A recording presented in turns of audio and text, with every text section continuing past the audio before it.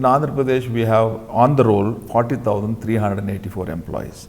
Out of that, we have roughly 15,000 are departmental employees, and the rest are called the Gramin and Dak Sevaks.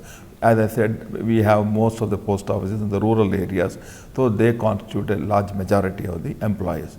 Now, these employees and this structure, the network we have, we could generate a lot of turnover. If I were to quote the figures, you will be able to understand what the post office is able to do. If you take the year 12-13, we could do 47,912 crores turnover. And if you go to 13-14, we could increase it to 50,548 crores. And coming back to 14-15, we increased it to 67,211 crores. When I mention these figures, from 12-13 to 13-14, the growth has been 5.5%. And from 13-14 to 14-15, it has been 29%. It's a very good growth of around 6 times the growth has increased. But there's a critical factor which has brought about this growth. There are, when I say critical factor, there are two components in this. One is the savings bank, the other one is the postal operations. Again, within a post office, we have different levels, the supervisory level, the operative level, and then the monitoring level. These are levels. Each level, for example, you take the counters. We have the postal assistants who man the counters. Above them, we have the supervisors.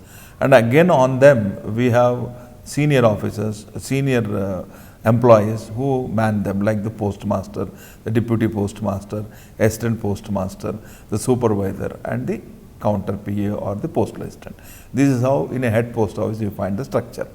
And above these head post offices, again as I said earlier, there is a divisional superintendent. Again within the divisional superintendent there are two cadres. One is the group B, that they are called the class 2 service. Another one is the group A service, they are the class 1 services. So now under the class 1 or class 2, they had a division. As I said, a group B officer, a class 2 officer is again assisted by assistant superintendent of post offices. They take care of the subdivisions. So again within the assistant superintendent of post offices, there is another small link called the inspector post office. An inspector post offices or an assistant superintendent of post offices are likely to head a subdivision. So under a subdivision, there are number of sub offices. There will be generally 30 to 40. And of course 60 to 80 branch post offices.